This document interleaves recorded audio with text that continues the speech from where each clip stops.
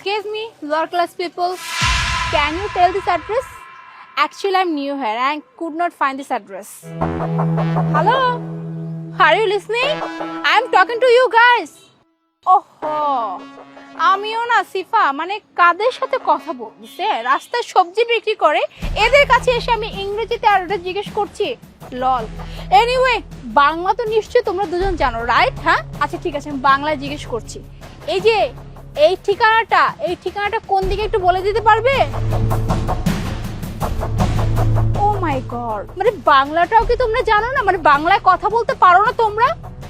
sheet আমি কাদের কাছে এসে পড়লাম না জানে ইংলিশ না জানে বাংলা হ্যাঁ এইটাই তো আমি তো তোমাকে প্রথমেই বলছিলাম যে এদেরকে জিজ্ঞেস করো না এদের পোশাক আশাক দেখছো লোয়ার ক্লাস পিপল যত সব গরিব টরিব কোত্থেকে উঠে আসছে এরা ইংলিশ পারবে চলো আমরা অন্য কোথাও যাই চল কোনো শিক্ষিত মানুষের কাছে যাই শিক্ষিত মানুষের কাছে গিয়ে ইংরেজিতে অ্যাড্রেসটা জেনে নিই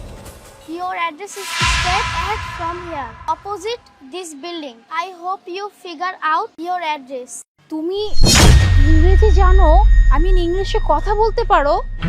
অ্যাকচুয়ালি এটা তো আমার এক্সপেকটেশন ছিলই না তোমার প্রতি যে তুমি ইংরেজিতে কথা বলতে পারবে ম্যাডাম আমি এতক্ষণ ধরে চুপ করেছিলাম কারণ আপনার প্রশ্ন করার ধরনটা খুব আলাদা ছিল আমি তখনই আপনাকে ঠিকানাটা বলে দিতাম যদি আপনি আমাকে ভালোভাবে জিজ্ঞেস করতেন কিন্তু আপনি আমাকে ভালোভাবে কেন জিজ্ঞেস করবেন আপনাদের কাছে তো এটাই মনে হয় যে আমরা গরিব আমরা অশিক্ষিত মূর্খ আমরা পড়াশোনা জানি না আমরা ভালো মতো কিছু বলতে পারি না